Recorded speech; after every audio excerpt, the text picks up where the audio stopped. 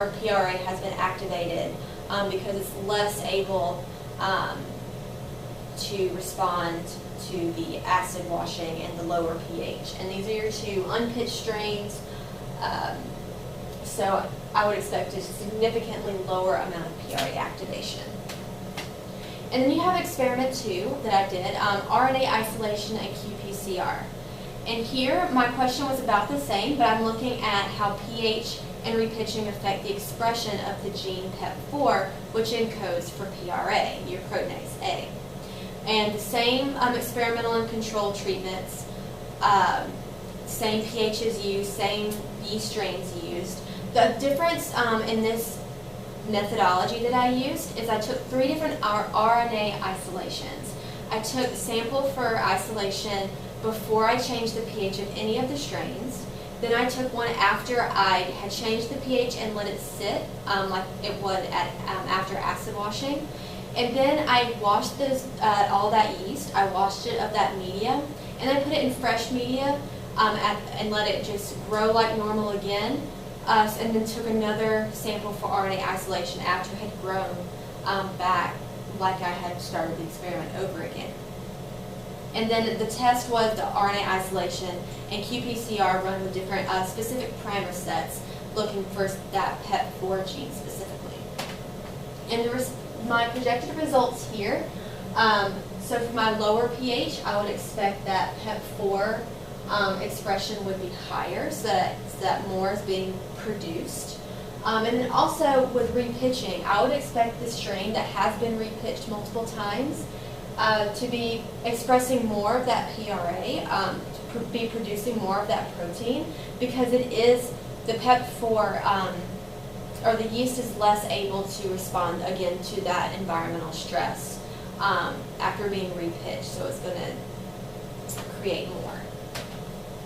In my conclusion, kind of bringing everything back together with my 2 experiments, the stress of acid washing I expect to find is that the stress of acid washing the yeast will ultimately degrade the foam head stability of the beer because more proteinase A will be activated.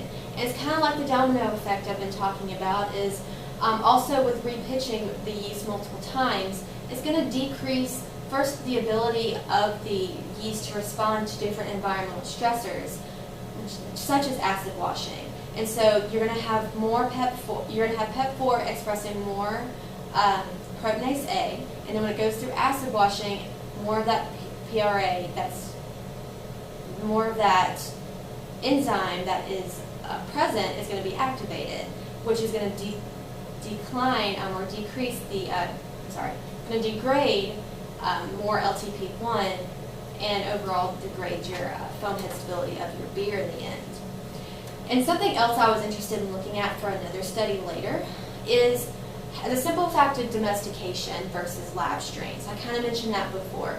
And because something I was finding was that your lab strain was typically less affected by repitching and the acid washing when it came to foam head stability. It was less affected by that than the domesticated strains. I saw a significant decrease in foam head stability just from looking at the actual cultures I was growing. I saw a significant decrease in the domesticated yeast strains with foam head stability. And the foam head stability in the lab strain kind of stayed the same. It kind of stayed really good. Something I want to maybe look at further is, breweries choose these yeast strains and develop them because it's less about the fermentation and it's more about other qualities. So maybe the domestication of it is also degrading something in the yeast, yeast ability to respond to these environmental stressors as well.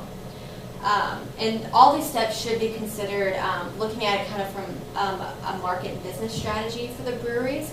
This should be taken into consideration in regards to just consumer satisfaction and product consumption because your consumer is looking for a certain quality in the beer, and if it starts going down in quality or they're not getting what they are expecting, they'll move on to a different kind to get what they want.